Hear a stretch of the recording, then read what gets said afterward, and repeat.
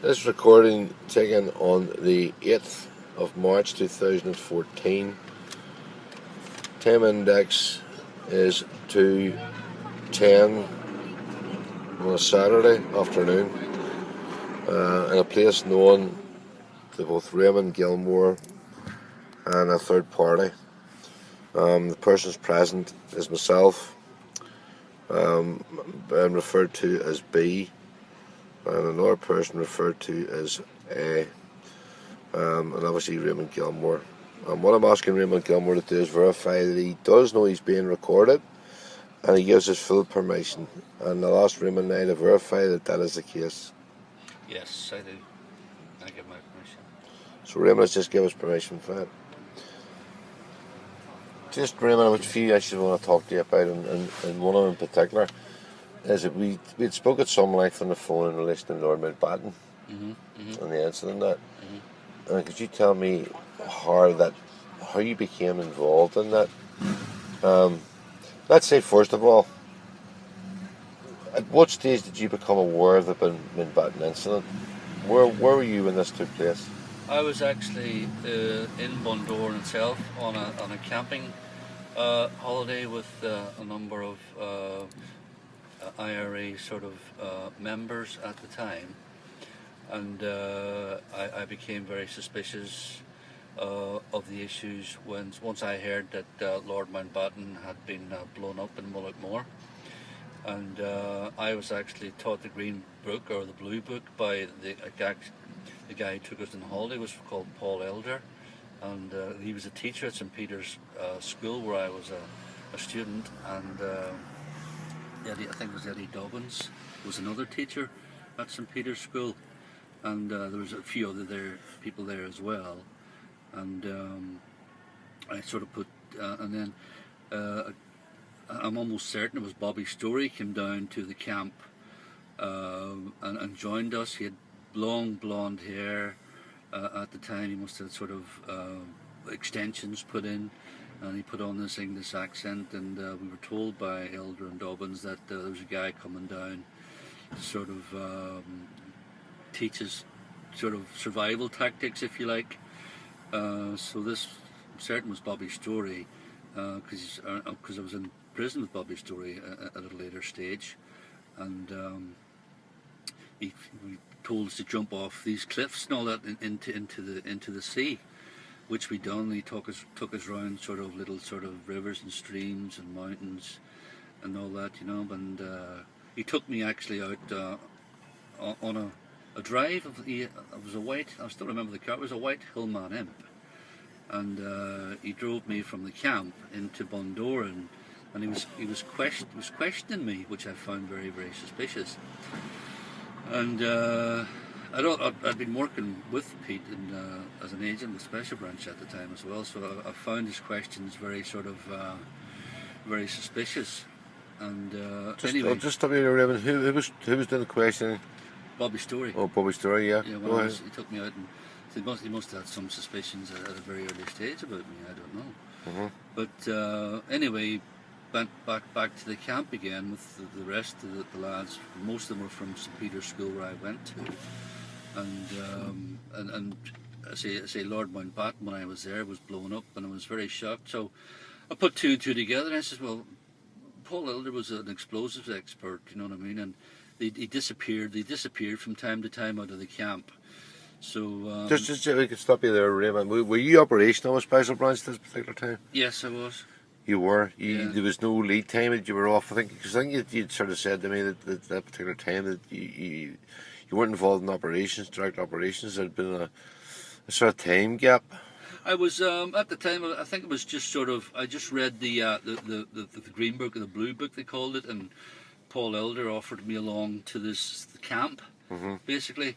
And I didn't realise that it was like a sort of Republican camp, but he says, "Do you want to come along to this camp with the rest of the boys and all that, So the only thing I conclude was that most of them are like Fianna Éireann type of thing, you know what I mean, Yeah, boys?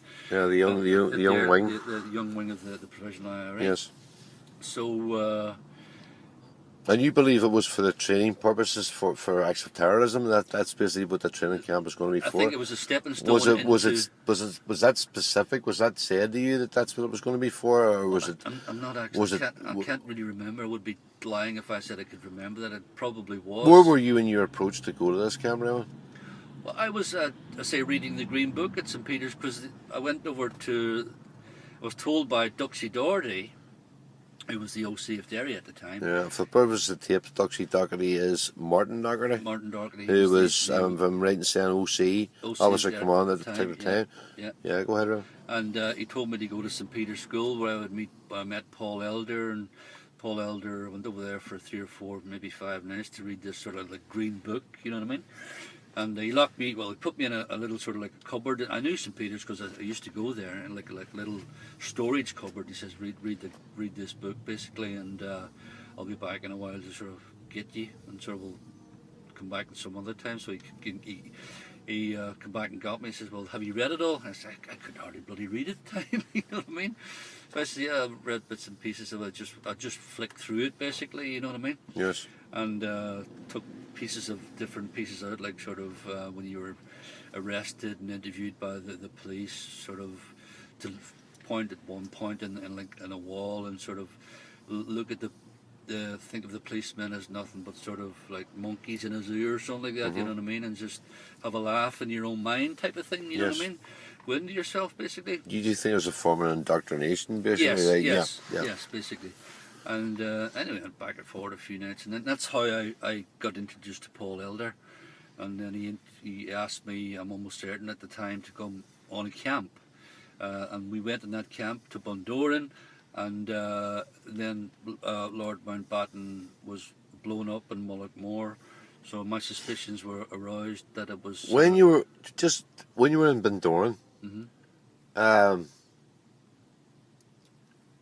is that where you left from Bundoran, or did you move on and set up camp somewhere closer to Sligo? It was it was like between it was about 4, 5, 6 miles outside Bundoran, like in a little sort of country village type of thing, and it was up like, you know. This is where you were staying. Yes, where we were camping. Yes. And, you were tents when you say camp. There was actually big sort of green tents. Yes, and.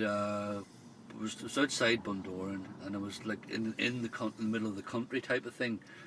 How many was at this camp? Would you reckon how many people was actually present? Well, there's about 4 tents and probably 6 to 8 so you're talking about sort of 18, 20 people.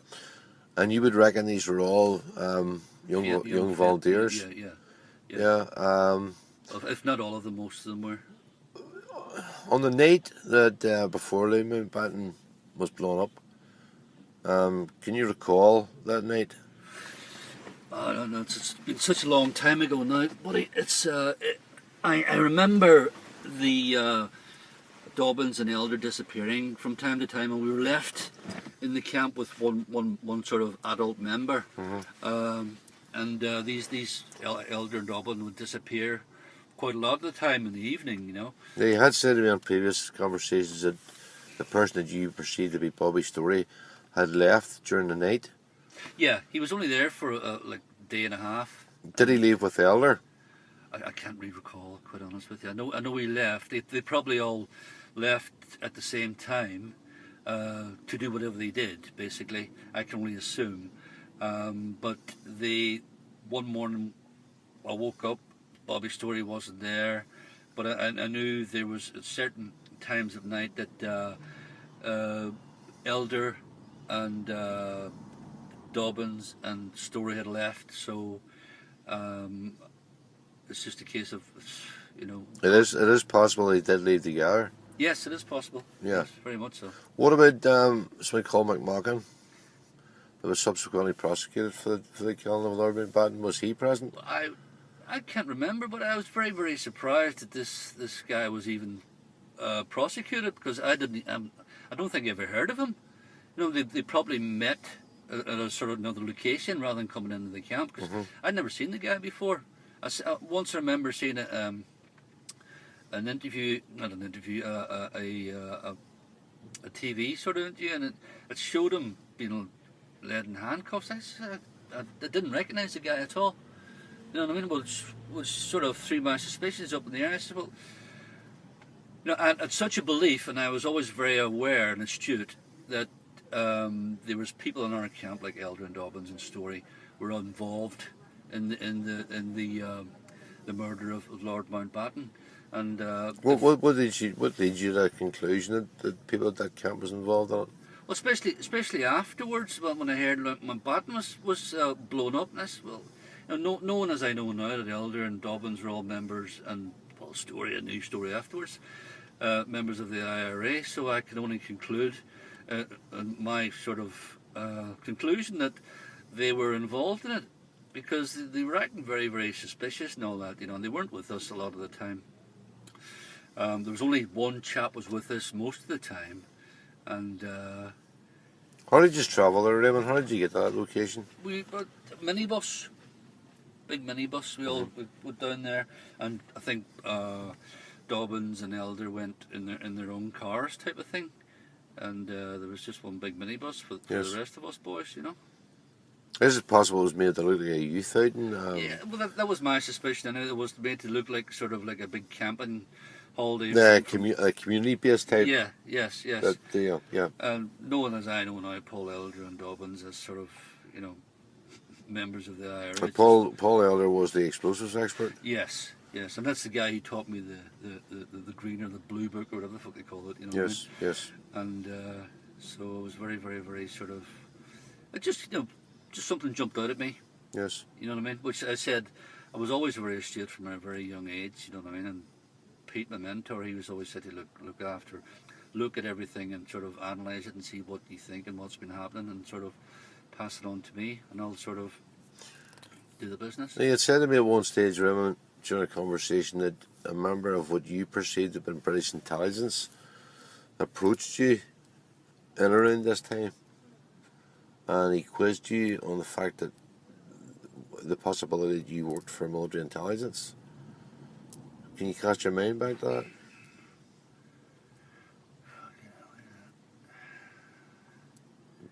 Did he approach you? Was he present in the camp? I think you're referring to Bobby's story there, actually. Yeah, but you said to me there was an English guy who had approached Oh no, you. that was Bobby's story. He put on his English accent. Right. Yeah, and he said to me he thought I was working for the intelligence services. Right. You know, Right. but that's a few people over the years that put that to me. But Yes. thank God I've lived to tell the tale. You know. Yes. That was Bobby's story who put the English accent on. Yeah. And he asked you, what sort of questions was he asking you? It's such a long time ago now, Chris. But Were you the only one he asked those questions to? well, I was the only one in the fucking car. Yes. No, not unless he took other people away at different stages. I have no idea. Just to sort of try and sort of trip them up, basically, Yes. and sort of. Yes. But I'm the only one I can remember actually.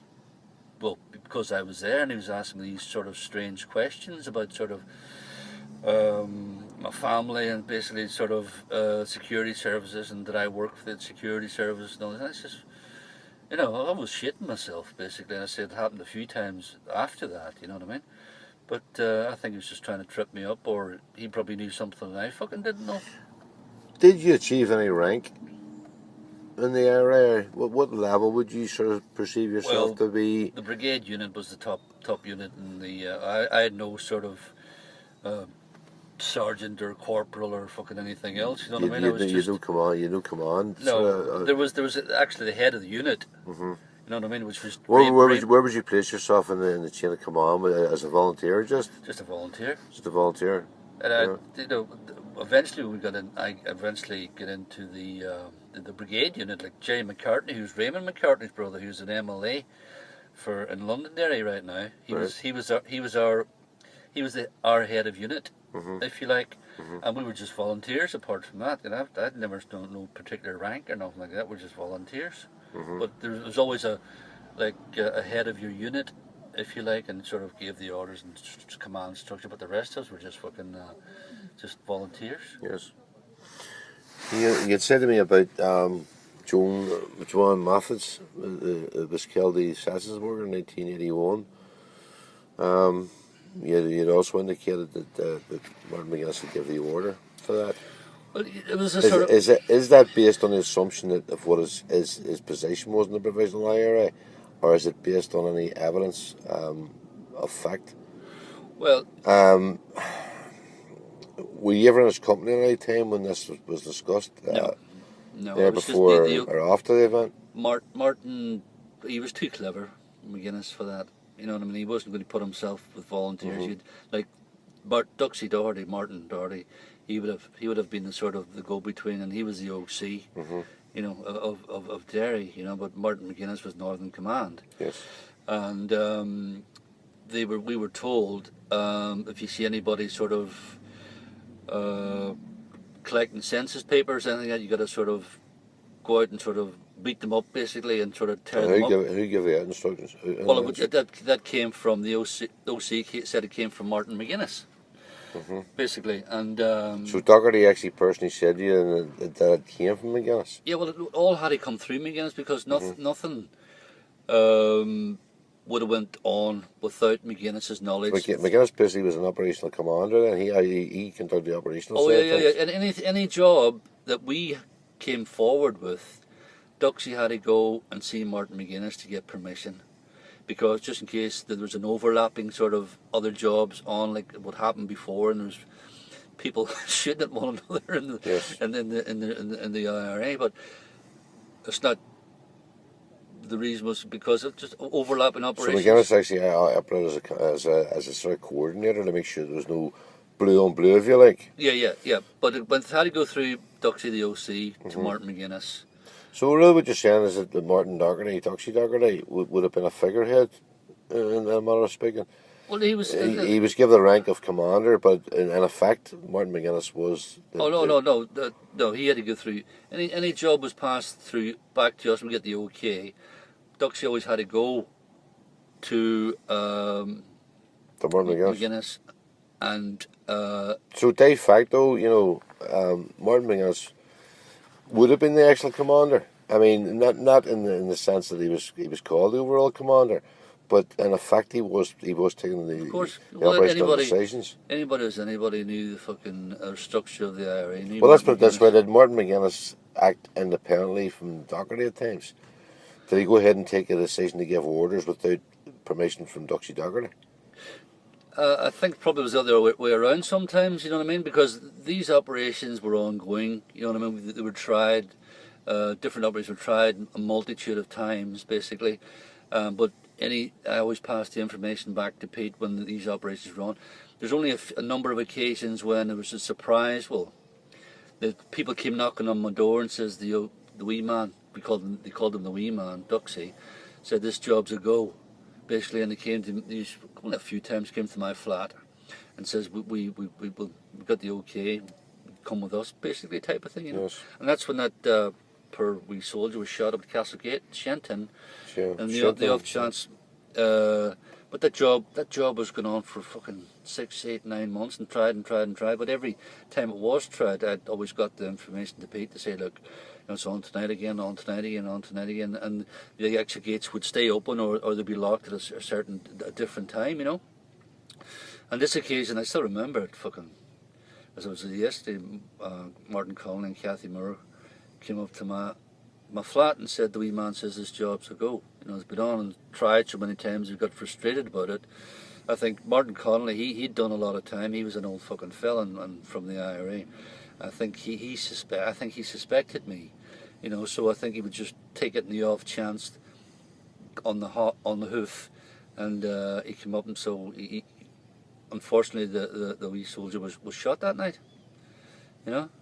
Who gave the order, the ultimate order, and who chose the members of the team to carry that operation out? I'm not quite. Well, they said when they came to me that Martin Connolly and Kathy Moore said the wee man Duxie gave us a go for this job. So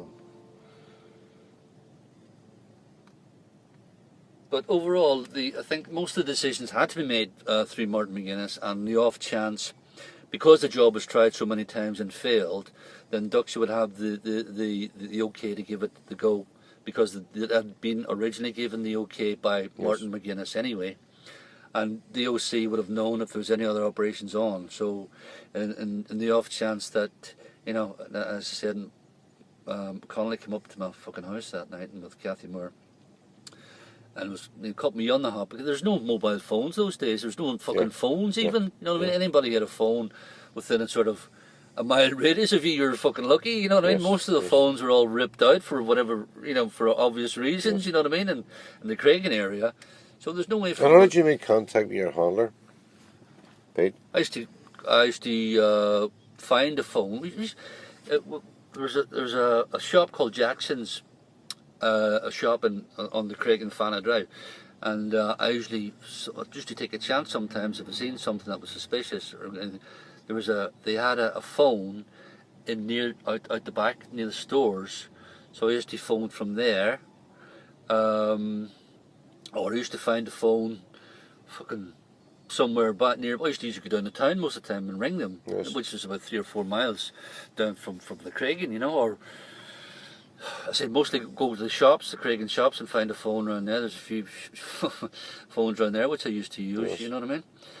And but apart from that, you know, the phones are very fucking few and far between in those days. In relation to the NLA, what happened between you and the NLA that you left the NLA? Well, a guy called Liam Cummings, who was the OC of the NLA at the time, brought me into Connolly House, which was like a bookshop type of thing, but it was like, you know, it wasn't nothing structured like the provisional IRA. And we used to have meetings, ad hoc meetings in this place, you know what I mean? And they used to carry out operations from this fucking place, you know. But it was all sort of bugged and taped, and fucking everybody was watching it anyway, you know what I mean? But he brought me up the stairs one night, and I says, "Fucking, this is it." He called me upstairs, and he always had a pipe and a fucking flat cap, you know. Who was your handler at this stage? It was always Pete. It's always Pete. Yeah, it's always Who Pete. made the initial approach to you in the first place? Pete. He did. Yeah, how did that come? How did that come about? Well, they knew I was Colin McNutt, who was a friend of mine. He was shot dead, only a few doors away from me. They all knew he was, you know, in and out, because his brother, Tommy McCourt, was the OC of the INLA at one time. Yes. And Pete and the intelligence services knew all about this, you know. So I was lifted on a number of occasions because I knocked round with Colin McNutt and a few of the guys who were in the INLA. And there was the British intelligence tried to get me to. Where were we taken to when the lists were done? Must have heard of Piggery Ridge. No. I was taken up there once or twice, but most of the time I was taken down to Strand Road. The police station? Yeah, Strand Road, yeah. You told us the Shintallow district? Well, there was Fort George down near around Strand Road and Shintallow. Yes. Yeah, but I never worked in that area. Ours was the Craigan, sort of down the Lone Moor Road, basically to William Street or in that sort of area, you know. But what was the question again, Chris? I'd said to you, who made the initial approach. Oh no, it was Pete, and because he knew I was friends with Colin McNutt, and he said, right, basically that was left on a number of occasions. So obviously, when the lists were done, I mean, there was a Section 14 arrest, obviously, on the Terrorism Act. Yeah. So uniforms that brought you in, initially CID would have spoken to you. Yes. And then enter a special branch. I tell you who spoke to me. It was I still remember, it was Ivor Semple. Yeah. He was actually, because me and Ivor were like that, you know. He knew me, and he knew my parents, and he knew my family very well, you know, because my brothers were all sort of always in fucking trouble, you know. But always liked Ivor, and Ivor says, well, I've got someone who wants to talk to you, you know what I mean? And Pete waltzed in from Special Branch, you know. I talked to him like a fucking duck to water, basically. We got on really, really well from the start, you know. So he says, you know, we know Colin's been involved with, and his brother, his brother-in-law is a member of the ILA, and we know, or not wasn't the NLA then, it was the IRSP type of thing, you know what I mean? Yeah, it's the political wing. Yeah, and I don't think it was even fucking. It was some. It was like the PLO, PLA or something like that. It was called then. IPLO. IPLO, something IPLO, like that. yeah, Yeah. And then eventually went into the INLA. Yes. So got in friends with Colin and all that. And well, he was my friend anyway. And say the intelligence and special branch knew this. I was brought on a number of occasions, as I say, and they questioned me. So Pete asked me would I sort of, would I join until we get sort of the buzz of it, and it was enough for me basically, and he said we'd get some money for it as well.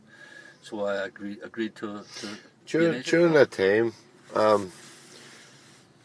When did you leave the NLA? When did you leave it? Oh Jesus, that's when Liam Cummings confronted me. Oh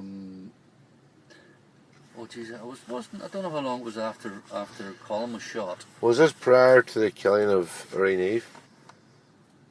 It was before the killing Yeah, of Irene Eve. but it was prior to the killing of Irene Eve. Oh yes, and then once I was. How did you come into the knowledge of who the guys were that actually carried out, or you assumed carried out the attack on Irene Eve? Well, as I say,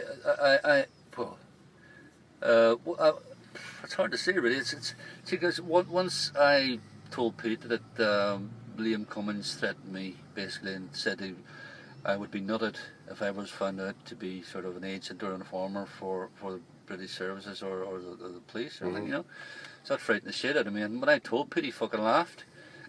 He said, "Fucking up, we laugh. This is my life, So he obviously knew something I didn't know, and I found out at a later date that Mr. Cummings, this is between you and I and the Garden Post, that he was working for British intelligence as well, So I perceived it because I knew I got to know, and even after I got to know the structure of the provisional IRA and the way they worked. Yes. Basically, you know what I mean? And my suspicions were aroused by sort of the movements and the sort of the questioning by Story and why I was fingered basically to be taken away and questioned by sort of Bobby Story and the suspicious behaviour of, like I knew Paul Elder as a teacher very well. I knew Dobbins as a teacher very well. You know what I mean? And it's just a case of looking back at the scenario what happened then. What has happened from that? I have no idea. I knew they were Paul Elder. I think he was. Well, they were going to arrest, but he went on the run. And I don't know what happened. They were brought in. They were named in my statements there, but out of. Well, who's the two guys that you presumed that I've been writing saying this left die through the foil? I think you said they left on a coal boat. Yeah, there was Spider probably Frail. 3 days before the incident that took place at Westminster. That was Irene Eve, yeah. When Irene Eve was killed. That was Michael McLaughlin and I know him as Smiler Frail. Yeah, I think with subsequently found he's called Seamus Frail. Seamus Frail, because his brother also, I forget what his name was also in the IPLO.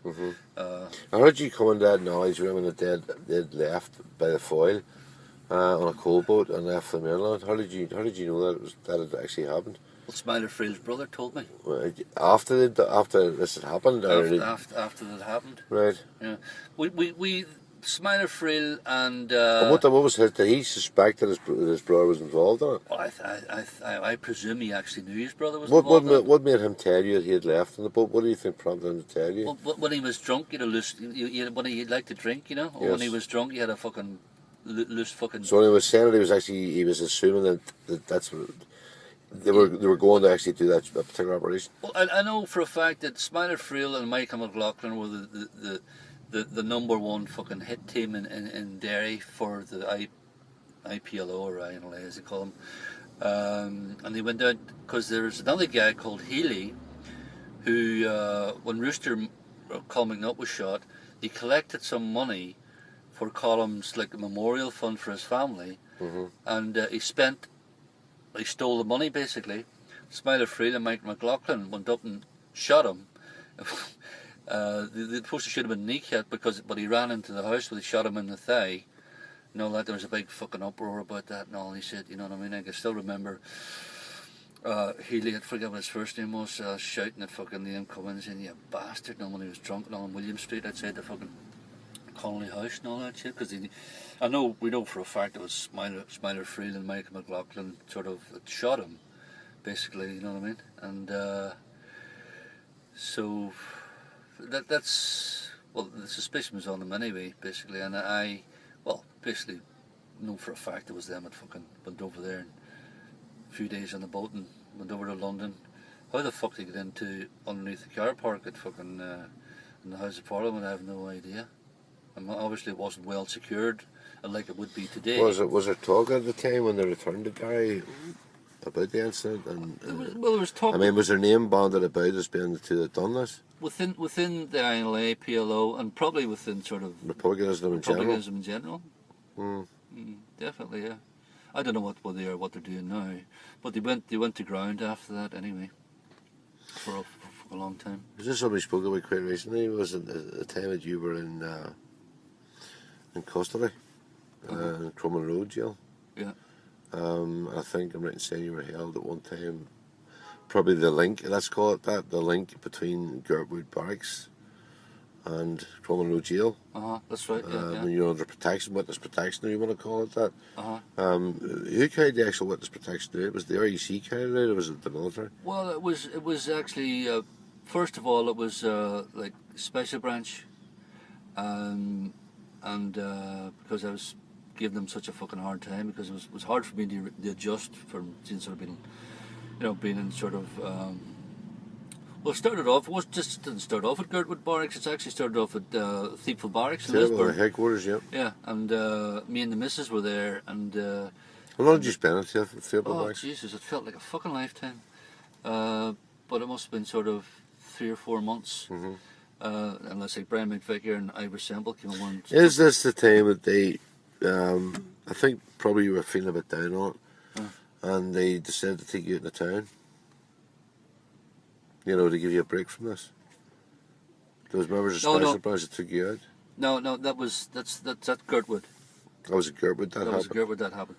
Now they what prompted that? How did well, they did take me out a few times when I was in Thiepval Barracks as well.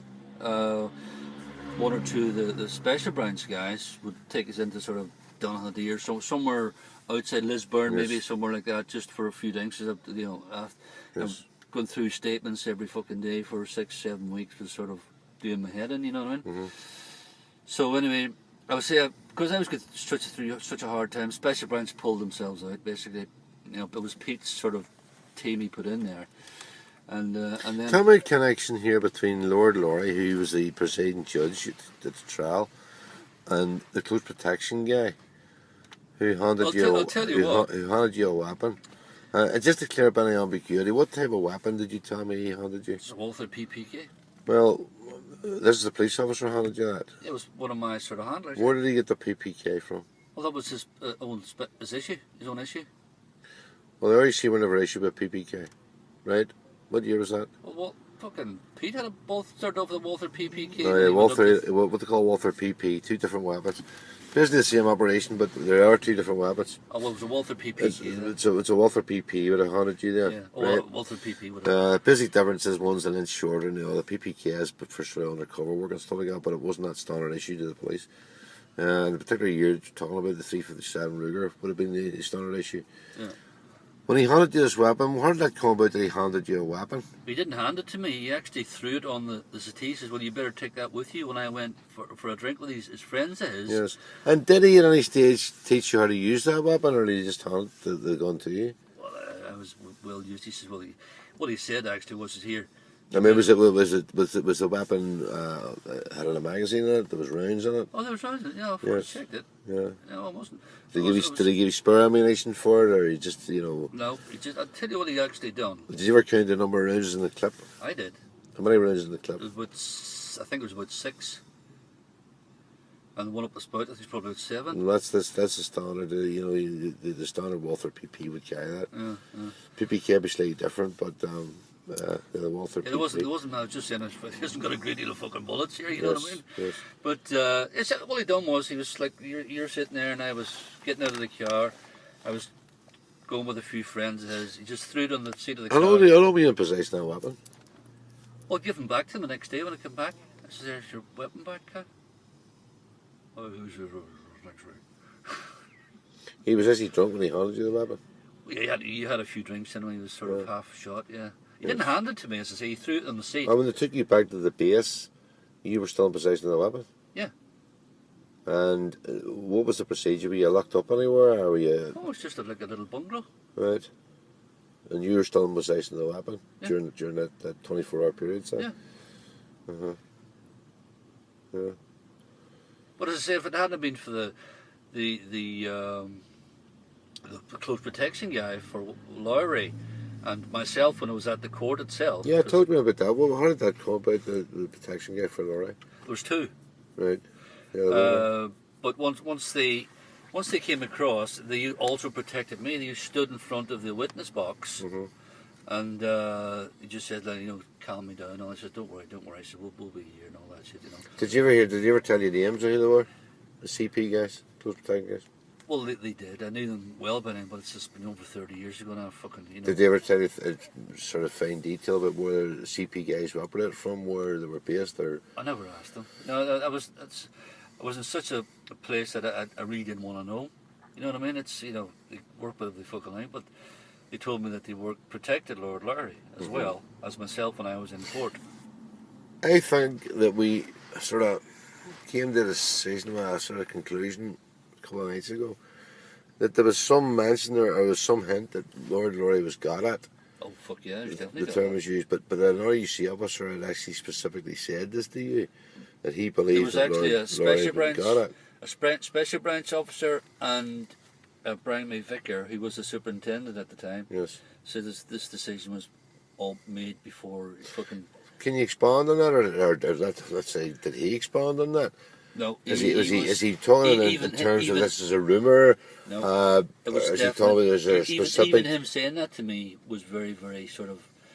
He usually would never lose talk. You know what I mean? He was always. And when you say the word "got at," what do you think he meant by that? Well, how do you get to a high court judge like that? Well, he's Lord Laurie. How do they get to that stage? My reading of it is that he was got about through the politicians, and I was told that Martin McGuinness was given assurances by politicians that this case would fall through, and that's why he didn't. In particular, what politicians do you reckon we're referring to? Well, obviously the fucking Secretary of State at the time, who I have no idea who it was. I forget who it was. I can only imagine. But these decisions made fucking, we both know. Where do you personally think that was? Was somebody because my personal opinion is because I think they were given assurances by provisional. Well, even when these guys were in prison, it was the quietest fucking time in sort of Northern Irish history from the provisional IRA for no operations taking place. They were in 2 years, and once they got out, the operations picked up again. So that in itself fucking speaks volumes, Oh yeah, and that has been spoken about in recent times, in recent years. Yeah, they were inactive for almost 3 years, probably. In relation to Martin McGuinness, how many times were you in Martin McGuinness's company? Would you say you were close to Martin McGuinness, or did you socialise with him on any occasions? Or? Well, I say especially we used to go to the Dunlow Bar. And he used to come into Dunlow in Derry, yes. Up beside Castlegate where that soldier was shot, yes. Shenton. And we used to be card schools, like fucking every sort of Friday night or something like that. He would come in, he was never a great drinker, but he would have maybe sort of one pint, it would last him all fucking night, you know what I mean? But on other occasions, when we went down to the Ballina, and that photograph, he came down with a few friends of his, and he was, he's had 3 or 4 pints around, and then that was a lot for him. Yes. Basically, and he socialised with us then, but he still kept himself. We were fucking all IRA men, but he still kept himself at a distance with his 2 friends. You know what I mean? But he would come up and say hello and all that, lads, and all that. And the one occasion that was Duxie and him were talking at the Craigan shops, and I was there and walking by and all that shit, and they were having a chat, and I would sort of, He was sort of including me in it, but once I came along, he was sort of, you know. Did McGuinness ever give you any direct order to carry out any particular military operation? The only was when we went to Bodenstown, and we were Wolf Tones commemoration type of thing, you know. Yes. We went to the Star Factory at the back of the foil, and he came there a few times. And once because we were drilling and learning how to sort of do proper drilling, because we were the head colour party, and well, he was there from time to time, and he was sort of giving ish and talking away to Jerry McCartney, who was sort of doing the drilling and all that shit, you know, and most of the lads who were in that photograph. And we picked up our uniforms for Bodenstown, and he came in the final evening. He's after we'd done all our training. He spoke to us personally. He says, "Look," he says, "you're going to be doing the leading colour party, and you're going to be want you to do a great job for make Derry proud of the provisional IRA in Derry, showing that we can drill well and do a good job." And we went separate ways, you know. We made our own way to Dublin and all that, you know. We had a meet at a certain place just outside Dublin where we picked up they were sort of, our uniforms would be there for us. We didn't bring them with us, you know. And he was there then, and basically he's just sort of do a good job, lads, type of thing, you know what I mean.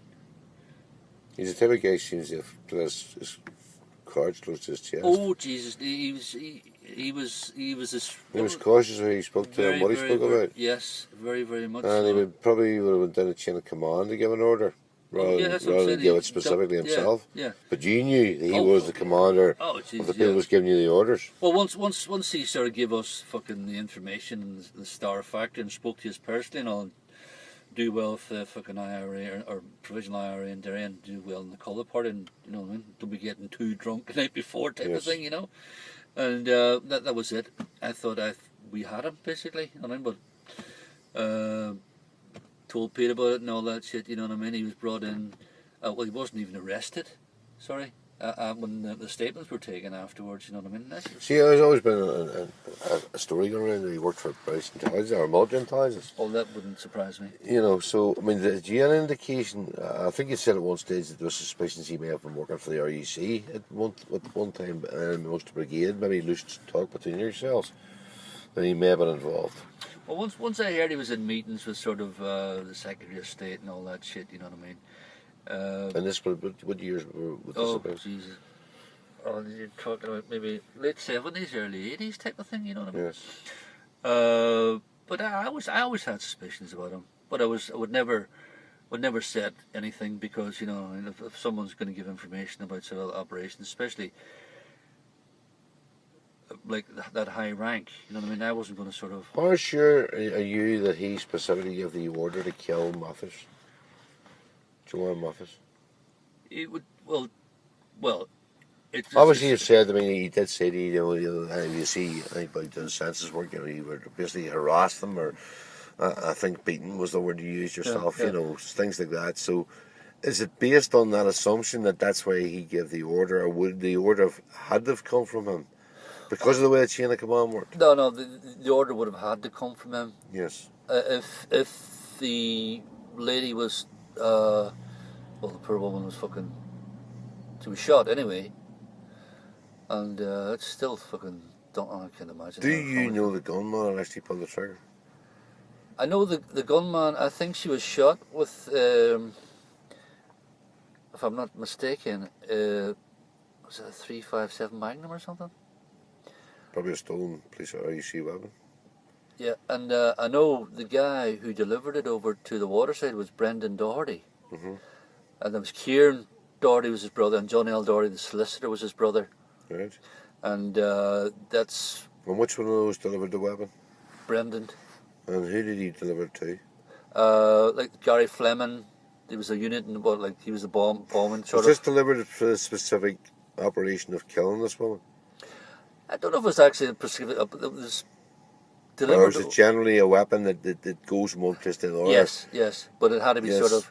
you carried it across the what do you call it, the foil bridge, This guy, Brendan Doherty, brought it over and he brought it back again. Well, your experience of the unit, the active service unit itself, which one of them would you say that actually pulled the trigger? Me personally, I would say Gary Fleming, who was the explosive officer in the waterside. He was a ruthless bastard. I would, if I had any guess at all, I would say it would have been Gary Fleming. Is that a guess? Is that a guess, or was there talk about it before or after it? Well, obviously, there's been talk about it after. I mean, obviously. yeah. Well, I think what they were saying was, we're trying to say afterwards that it was a mistake, but I think personally it was put out there as a message to other census collectors not to sort of do this, or you will be shot as well. Yes. You know? Gary Fleming, you don't believe acted independently. He was under orders to do this. Yes, and there's other members of the waterside unit as well. What position would Gary Fleming have held in the unit? Was he a volunteer? He would have been in the waterside unit because they were like separate from the dairy side. Mm-hmm. But still under the operational control of Martin McGuinness. Martin McGuinness and Duxie Doherty, yes.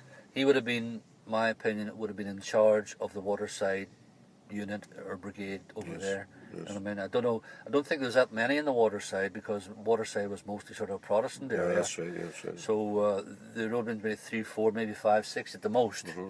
An active service unit, but so that in itself sort of narrows it down to who the shooter was. Yeah, definitely. Yes.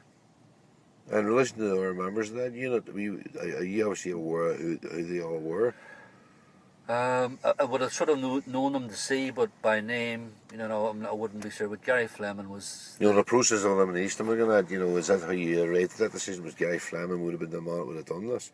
Yes. The other three that wouldn't have been their MO to do that. No. Did they speak after and they were in disagreement that it would have taken place? Had they said to you at any stage, well, this shouldn't have happened? No.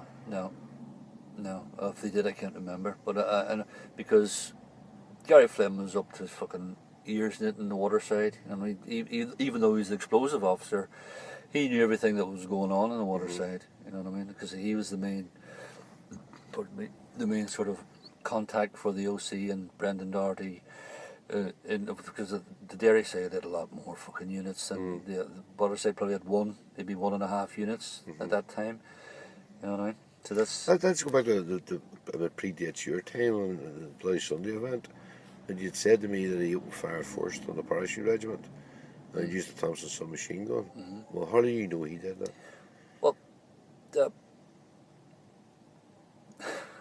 Well, for my Oppo page showed me a photograph of him basically taken from Roswell Street Flats, where he had a sign up the top of the Roswell Street Flats, and Martin McGuinness standing over a wall, basically.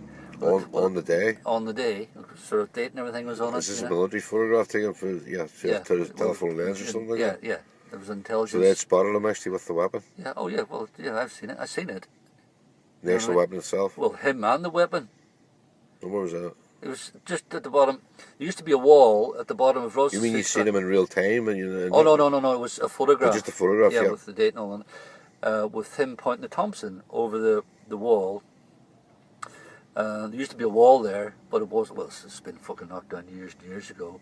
Because my brother used to live in Roswell Street Flats. Yes. And I knew it like a bat in the box, I knew it like a fucking back of my hand, so I knew where it was. And but it's just, even when I was a wee boy, well, I was about 10, maybe 11, my mum used to go into the Carlins on Fannet Drive, and by the Telstar Bar, and Roderick Carlin used to be like Eamon Lafferty and all that. He was shot, and he was in, at the time, Martin McGuinness was in the same unit as Eamon Lafferty and Roderick Carlin. He used to come in the front door with the Thompson's machine guns and bring them in the front and out the back. You seen this? Yeah. Yes. I seen it myself when I was a kid. Because then again, it was all like out the back of the Fanna Drive was like we should take everybody around the back and shoot them in the fucking legs. It's like the back of the shops, they called it. Mm-hmm. There was only one entrance into it, not unless you went through the houses, and one entrance out of it. Were you yourself involved in any punishment shootings? No.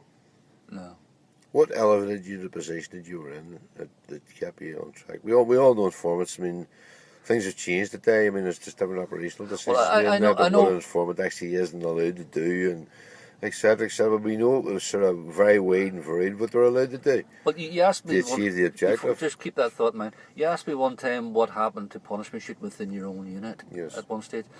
A guy, we were on a job once, it was like and there was a fish shop opposite the cathedral chapel, and we were told to go and hijack the car and we were supposed to keep, me and Noel Moran were supposed to keep the old man and the father and the son, sort of captive until the operation was over. Anyway, Noel Moran must have snuck downstairs because we were running about the place and stole money out of the till. And it was only brought to light at a meeting when Noel Moran was suspended, and Duxie, the wee man, says, look, these people came back to us and says there was money stolen from the till. And I think Noel Moran's scenario was that he put on this white coat and there's money in it, and he spent it, type of thing. So his friend Eddie McSheffrey, he blew himself up in a car bomb with Paddy Deary, One-Eye Deary, said, I'll do it, and there was only a 357 Magnum at the time to do the fucking shooting. So if anybody else had done it, would have blown his fucking legs straight off, you know what I mean? So Eddie McSheffrey said, look, I'll do it, I'll take someone else with me. So no, what they done was they shot Noel Moran through the balls of the legs, rather than sort of anybody else doing it and shoot him in the fucking knees. What's the 357? The 357 Magnum. So was there much left of his legs? Well, they were very, very careful when he done it. Shot him through the ball of the leg rather than flesh wound. A flesh wound. Yes. And that was it. And so fucking, I say, Noel Moran can thank his lucky stars. He's got his fucking, I don't know if he's still alive or not, you know what I mean? But if anybody else had done it, they'd have fucking, any ruthless fuck would have just blew his fucking... You wouldn't have had what the term, is used, an internal security unit in the library yet. Yeah. You would have had an internal security unit. This would have been Brendan Doherty and a guy called Jerry Quinn were the internal security guys. And that's what I'm saying, we Eddie McSheffrey, he was our unit leader at the time.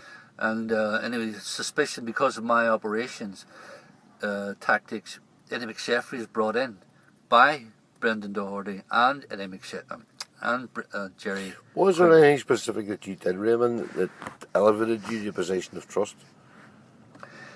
What would you say the single most thing would have been that elevated you to a position of trust? That allowed you access to certain information to pass to special branch?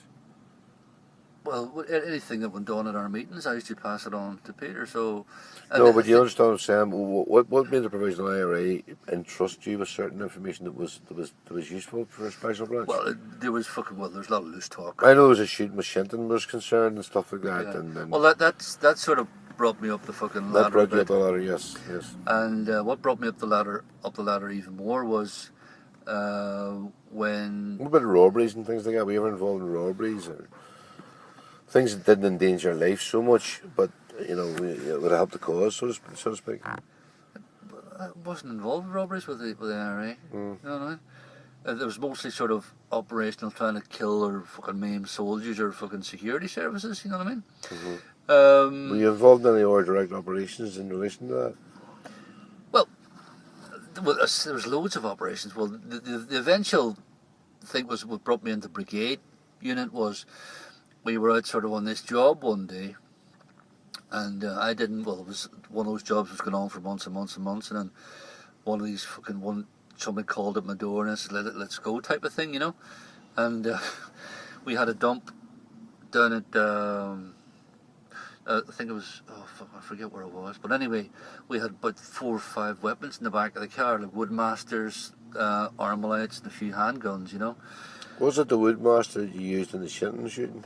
Yeah, I had the Woodmaster, but Connolly had the AR, I think it was AR-15 or M16.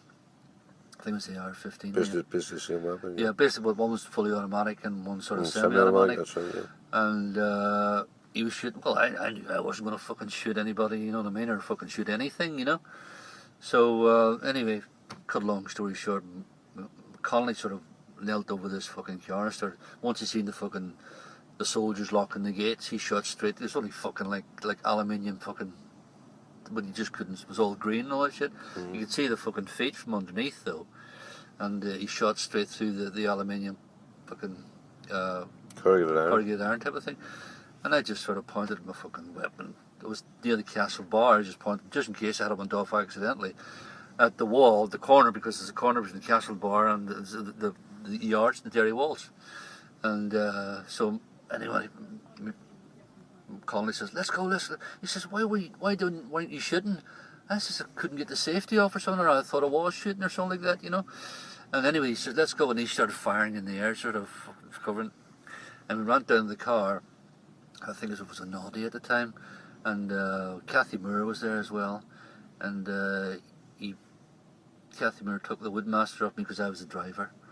And but we drove down by William Street, by the Bradley's taxis they were called, and this car was coming towards us, and I was trying to get past because there wasn't enough room for me, because it was like where Castle Street is, or the Connolly House, because it's very narrow, wasn't very narrow, and anyway, I fucking drove the car and trying to push it out of the way so we could get past, and Connolly got out of the car and he started pointing the fucking AR-15 at the people in the car, you know, so they weren't too long getting fucking out of the way.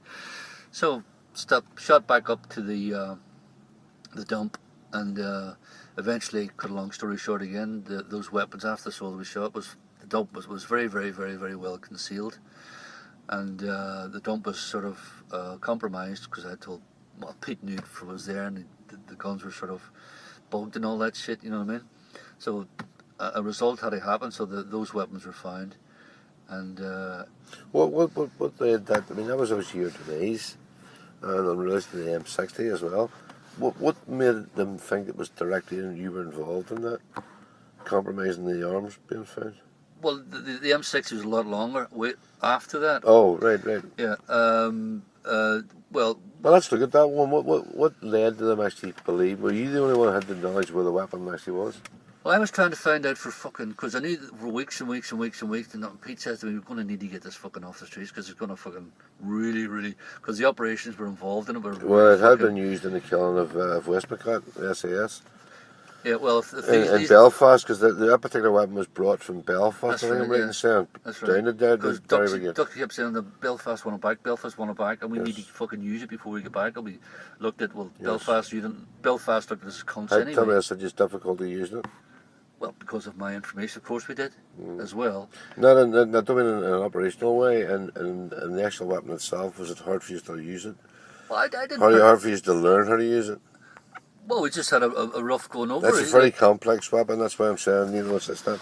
Well, the only thing Jerry McCartney, he was the main user of it, and he said, I want it, type of thing, you know what I mean? So, all I could see was the fucking cock and handle for it. And what sort of ammunition did you get for it? There wasn't any armor piercing. Well, no armor piercing. It's a very versatile weapon. Yeah, it was just a big fucking belt of fucking ammunition type of thing, you know. Yes. But anyway, I was trying to find out for fucking Bren Doherty's brother Kieran knew. He was the only person that really, and one or two of the others knew where it was. So I was trying to find out where it was, and then eventually I found out where it was. I was putting some school down near Rosemount. And then a big fucking black fucking like heavy duty bag with, there was about 3 Armalites and fucking a few handguns as well in there, you know. Yes. And anyway, Pete says, "Hey, fuck it, we need to get this, you know." So eventually, found out where it was, and it was kept in the school underneath where the stage was, only for a matter of fucking half a day or a day. It was always moved around, you know, because of information can pass. Eventually we took it to John L. Doherty's house, where it's the solicitor, yes, and Brendan and his brother Kieran, you know what I mean? They're all fucking well sort of established irony. And Brendan was the interrogator, as you said, the fucking what's his name? And Jerry Quinn was the intelligence unit, yes, you know. Yes. Anyway, I told people it was. Anyway, fucking that night, he said, "We'll have to get it," and they pretended someone broke into the house, and the police were called, basically, and they found these weapons in the fucking house. So, at the time, what I think brought the suspicion onto me. At the time, I bought an old, I was paying weekly for an old gold Cortina, and Mark IV, I think it was, and Anyway, Duxie asked me to come over to his house, which he lived just up the road from the Craig and Shops. And then the house, he says, well, what the fuck happened there? You know what I mean? And so, he looked at my car out the window, you know, and he says, how much is that? I says, well, I'm paying for it sort of on a sort of HP week, sort of a friend of mine that used to work in the a garage, and he said, I'll give it to you for what, 20 quid a week or something like that, you know. I said, I'm paying it weekly out of my fucking pay, my dole money, you know. And even paying out of your dole money, he wasn't stupid, you know what I mean? He couldn't really afford that, you know. So he says, how much did you get for the M60? I said, holy fuck. Oh Jesus, you could have fucking, the earth could have opened up and just swallowed me fucking life, you know what I mean? I says, that's it, he's fucking, again, I says, someone's going to come and fucking nut me now. Anyway, what made it worse was, while I was there, Brendan Doherty turned up. He was the intelligence officer. He's a solicitor, is that the brother? That's his brother, John L. Doherty. He was a solicitor. I don't know if he still is a solicitor or not. I said, fuck it, this is it. And listen, the solicitor himself, Doherty, solicitor, says it was found in his premises, obviously. Yeah, it was found. He had a big house. And what happened to him as a result of that? Well, apparently he got off with it, as far as I know. I think he was brought in question though, but he was solicitor and fucking, I don't think it. And then he actually fucking was one of the guys who sued me in the fucking book. Oh yeah, that's why I asked the question, because he was. Yeah, and he fucking got compensation. I says, fucking hell, what type of fucking planet are we living on? I says. What was his role in the Derry Brigade? What was his? John L. Doherty. Yeah. Oh, John, he just sort he acted in a legal capacity for people. He's like sort of Pat Finnegan, you're referring to, yeah. He was like a sort of go-between between Pat Finnegan, oh, God rest his soul. And he was like he worked for the Provisional IRA, like Brendan Kearney worked for the INLA type of thing. He took his work home with him, in other words. Sorry? He took his work home with him, in other words. Oh, yes. Well, quite literally. Yeah. Literally, yes, very fucking much so. You know. Just before we stop this particular interview, I want to ask you in relation to that Thompson submachine gun. You know, it has been suggested, and there's pretty good surface evidence to suggest that Martin McGuinness was involved 2 days prior to Bloody Sunday in the killing of 2 RUC officers with the same weapon. I believe in the Bruncrana or maybe Letterkenny Road. Was it the Letterkenny Road? I'm not sure it was there, but it was Bruncrana Road maybe. Maybe in that region. But 2 days prior to that, 2 RUC officers, in fact 3 of them were actually shot, but 2 of them That's right, were killed. I, for some reason, I think one of the guys at the time, this young cub, was fucking Pete Mayappo. I thought it was maybe him. He put his mates into the car and all that and drove off and went to the Rosemount police station. These were uniformed officers. Yeah, but he would have been a uniformed officer at the time. Well, right. You know, he started off as a uniform. You see, that's the bit. You see, I wanted you to say this yourself, because I mean, initially what I found is you were approached by a uniformed officer. No, Pete was in. But looking back, Pete was in plain clothes, special branch when I first met him. But he started off. Well, we had a minute conversation in a fucking RUC uniform. He started off as fucking RUC uniform. When you first made contact with him, was he a uniformed officer? Or was he was. He was special branch, plain clothes. Yes. He wasn't. He never had a uniform on when I met him. Yes. In fact, there was 2 of them when I met them. A guy called Ian McLaughlin and Pete Adamson. Gotta take the names out, by the way. And I didn't get on at all well with Ian, and I said to Pete, I said, look, if you still want me to work with you, I said, you gotta do it at a 1-to-1 for security reasons as well, rather than sort of. Have you still contacted Pete Adamson? The last time I heard about Pete Adamson, he'd been arrested. And he'd been taken to court a number of occasions. Yeah, he was caught with documentation he shouldn't really have had on. Well, documentation, and he had 1 bullet more than he should have had. It's a comment of weapons, it's a comment of range. He was over, yeah. And the judge had slagged, castigated our PSNI for bringing it to court even. You know what I mean? And also for the documentation, he threw it out. Threw both cases out. And that's because I think personally, because he had contact with me. You know what I mean? And he was doing things behind the scenes to try and get me some sort of support. And because of that, the PSNI here, fucking Sinn Féin PSNI, IRA Sinn Féin PSNI, even back then, and even arrested Liam Clark and Kathy Clark, because Liam put me in contact with people who fucking Little Browns and Maggie Hambry, who the agent was. Yes. And the book was done, and they were trying to get him in the long grasses. We both know fucking they do. Mm-hmm. Nigel, you know. But anyway, after that, I think his wife, I think, put the blocks on him and said, if you better stop talking to Raymond, because they're just going to keep coming after you, you know. And eventually, I don't know what happened to him after that, after the court cases. Never spoke to him. I haven't spoken to him for years. So getting back to the incident where the two RUC officers were killed, was there talk after that? Well, that would have been before my time, actually. Yeah.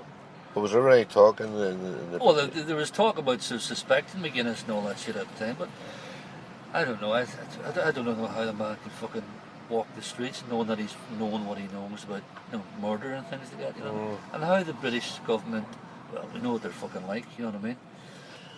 Well, can sort of condone. They make pacts with the devil. We all know they do that. Oh, fucking very much so. Very much course. so. But no, it wouldn't surprise me at all if old Marty and he fucking sold his soul. Well, the third officer in the car, has ID'd him. He's identified as being. Well, he's like fucking Harpo Marx. You can't miss him in those fucking days. You know what I mean? Yeah. But for whatever reason, he's never been even spoken to about it. That I read it. He just stinks the hide head. And there was a Thompson submachine gun that was used. And 2 days later, Martin McGuinness all of a sudden is seen by an observation post with the same weapon. Just imagine, and just think of the people of Londonderry even fucking thought that. My cousin was shot. My father's brother's son was shot that day. Hugh. Yeah. You know what I mean? Sure, yeah. No, but I know he's got a lot of fucking answers. And finishing off, is there anything you think is relevant in relation to any operations that you left out of the book, or for whatever reason you've left out of the book that's relevant? Oh, fucking hell. There probably is.